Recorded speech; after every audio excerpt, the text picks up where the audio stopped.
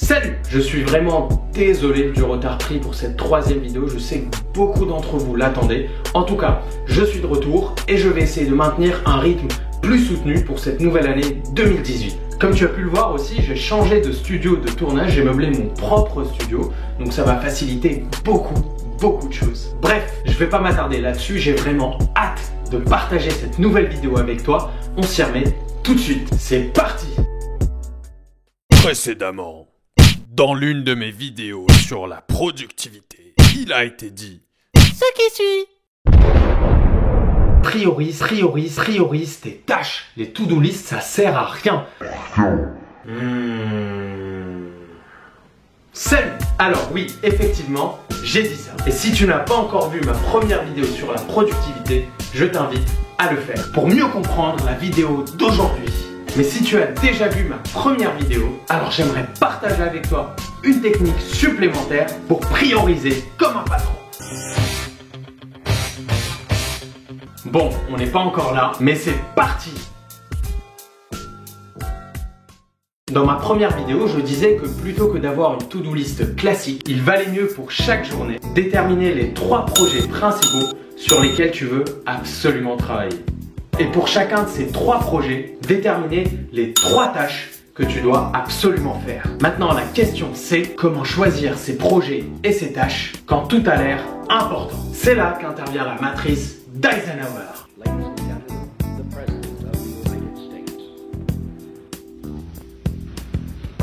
Good evening, my fellow Americans. First, I should like to express my gratitude to the radio and television networks for the opportunities they have given me over the years to bring reports and messages to our nation. Non, rien à voir avec le président américain. Enfin, pas tout à fait. Bref, voyons ensemble ce que c'est. La matrice d'Eisenhower, c'est un tableau en 4 sections dans lesquelles tu vas placer les différentes tâches de ta vie. Alors comment et où placer ces tâches? C'est simple, il faut le faire selon 2 critères. Critère 1, est-ce que ma tâche est importante ou pas? Critère 2, est-ce que ma tâche est urgente ou pas? Ce qui est urgent et ce qui demande ton attention tout de suite et qui a donc des conséquences immédiates. Ce qui est important est tout ce qui va te permettre de t'épanouir en tant que personne et de réaliser la vie dont tu rêves. On va parcourir les 4 sections de la matrice ensemble. Avec ce qui est important et urgent, la stratégie à adopter c'est de faire. Et quand je dis faire, ça veut dire faire tout de suite. Par exemple, tu tombes vraiment malade et tu ne te sens pas bien pour travailler. Dans ce cas, il faut prendre rendez-vous avec ton docteur tout de suite. Donc, il faut placer la tâche rendez-vous avec le docteur dans la section important et urgent. Autre exemple, ton entreprise de vente de chaussures en ligne connaît un bug sur son site internet. Et catastrophe, les clients n'arrivent plus à payer en ligne à cause de ce bug. Dans ce cas, il faut faire fixer ce bug par ton équipe tout de suite parce que c'est vital pour ton business. En général, les gens n'ont pas trop de mal à faire les tâches de cette section parce qu'ils ont une bonne conscience de l'importance et de l'urgence de la situation. Par contre, là où beaucoup de personnes ont du mal, c'est d'identifier et de faire les tâches de la 2e section qu'on va étudier ensemble tout de suite. Dans cette section, on va trouver tout ce qui te permet de réaliser tes ambitions, tes rêves, d'agir selon tes valeurs et d'entretenir ta santé physique et mentale.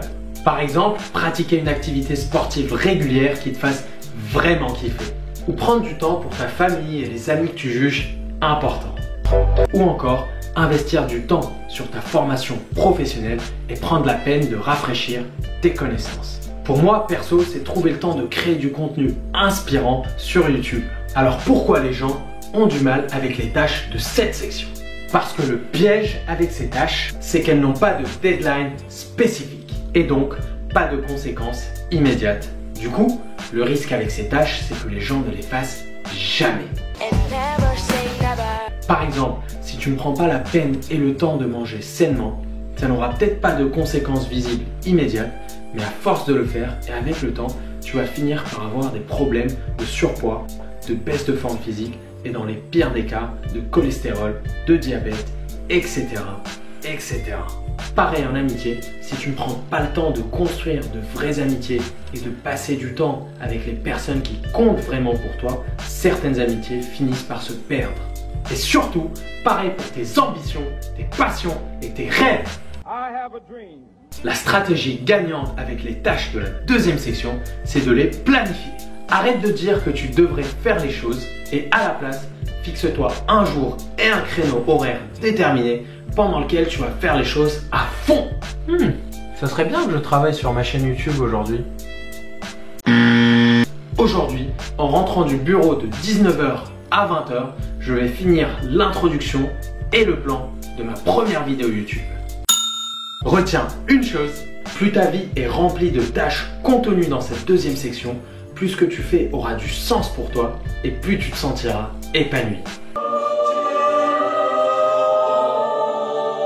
Bref, le problème c'est que beaucoup de gens négligent cette deuxième section et passent beaucoup trop de temps sur la troisième section, qu'on va voir ensemble tout de suite. Ce qui n'est pas important mais urgent, ce sont toutes ces petites choses qui vont drainer ton attention tout de suite, comme les coups de fil, les emails et les notifications qui ne sont pas essentielles. Exemple, tu es le patron d'une jeune start-up dynamique et tu reçois à longueur de journée des coups de fil de journalistes qui veulent écrire un article sur toi. Ok, c'est cool d'avoir un article sur soi, ça donne plus de visibilité, ça montre qu'on est sérieux, tout ça. Mais il ne faut pas que ça te détourne de ton cœur de métier, qui est de développer ton entreprise et ton business, par exemple en démarchant des financements ou en entretenant le bonheur de tes employés. Autre exemple, les notifications Facebook, les invitations à des events, etc. Eh bien, tu n'es pas obligé d'y répondre pendant ton temps de travail ou pendant le temps que tu consacres à tes passions, même si ceux qui te contactent ou qui t'invitent peuvent parfois se montrer pressants. Alors bien sûr, moi aussi je les reçois, ces coups de fil, ces SMS, ces notifications, ces invitations, je suis comme tout le monde. Le truc c'est que je ne vais pas y répondre pendant mon temps de travail ou pendant le temps que je consacre à mes passions. Ma technique, moi, c'est de les checker toutes les 30 minutes. S'il y a vraiment une urgence, dans ce cas-là, je vais y répondre. S'il n'y a pas d'urgence et que ça peut attendre, je vais tout laisser pour la fin de journée. Et en fin de journée, après avoir fini tout ce que je devais faire et tout ce que je voulais faire, je vais commencer à y répondre. Donc par Facebook, par SMS, par mail. Une autre technique que je fais, c'est de tout laisser pour mes temps de transport. C'est-à-dire que quand je suis dans le métro, pour aller au travail, pour rentrer chez moi, là, je vais répondre à tous les messages et à toutes les notifications. Bref, tu auras compris que la stratégie gagnante pour les tâches de cette troisième section, c'est de les laisser pour tes temps morts, ou mieux, de les déléguer. Et maintenant, on va voir ensemble la toute dernière section.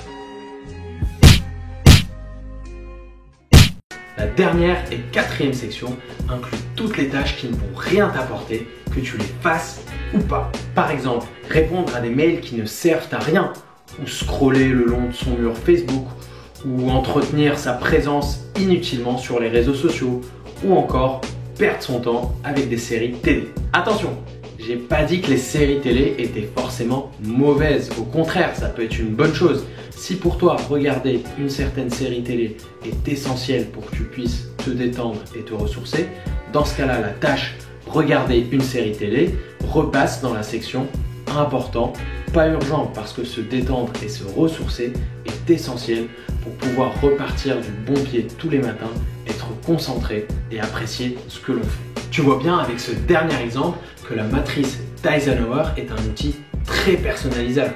Là où certains vont placer la tâche regarder des séries télé dans la section pas important, pas urgent, d'autres vont considérer que regarder ces séries est quelque chose d'important mais pas d'urgent.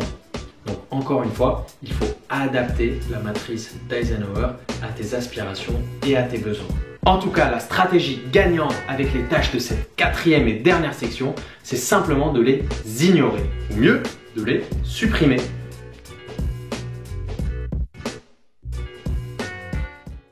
I congratulate every citizen whose understanding of this nation, of the world, will be made better and fuller by this development. Thank you very much. Thank you all.